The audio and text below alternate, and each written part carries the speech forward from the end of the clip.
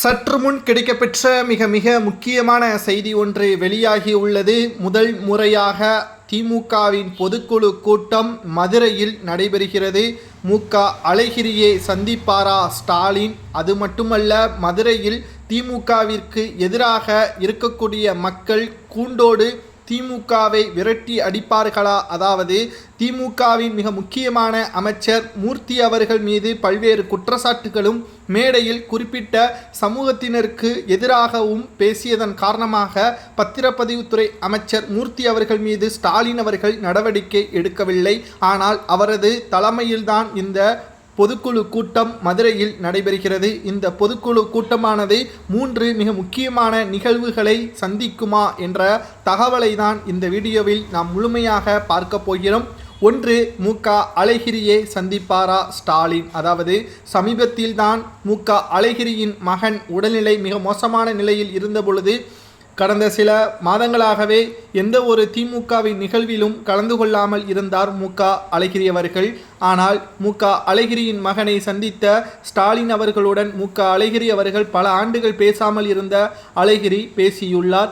அதனைத் தொடர்ந்து தற்பொழுது உடல்நிலை சரியான பிறகு, தனது மகனின் உடல்நிலை சரியான பிறகு முதலாவதாக இந்த பொதுக்குழு கூட்டத்தில் கலந்து கொள்வார் என்றும் எதிர்பார்க்கப்படுகிறது. இரண்டாவதாக, எத்தனை நபர்கள் இதில் பங்கேற்பார்கள்? பொதுக்குழு மேடையில் 10 இருக்கைகள் போடப்பட உள்ளது. அந்த 10 இருக்கையில் யாரெல்லாம் இருக்கப் போகிறார்கள்? மேலும் 4000த்திற்கு மேற்பட்ட நிர்வாகிகளும் 10,000த்திற்கு மேற்பட்ட தொண்டர்களும் இந்த கூட்டத்தில் கலந்து கொள்வார்கள் என்றும் கூறப்படுகிறது. குறிப்பாக மதுரையில் தேர்வு செய்யப்படுவதற்கு காரணம் என்ன?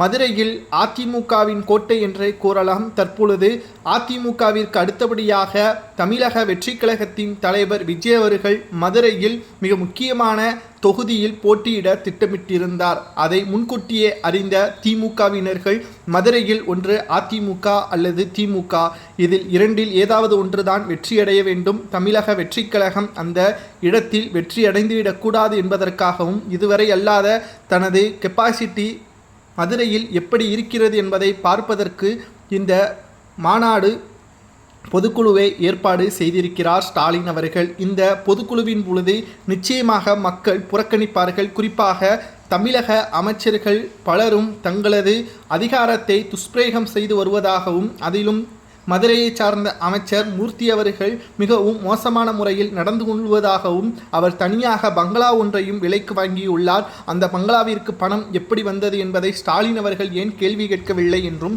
குறிப்பாக இந்த பொதுக்குளத்தில் பரவலாக பேசப்பட்டு வருகிறது.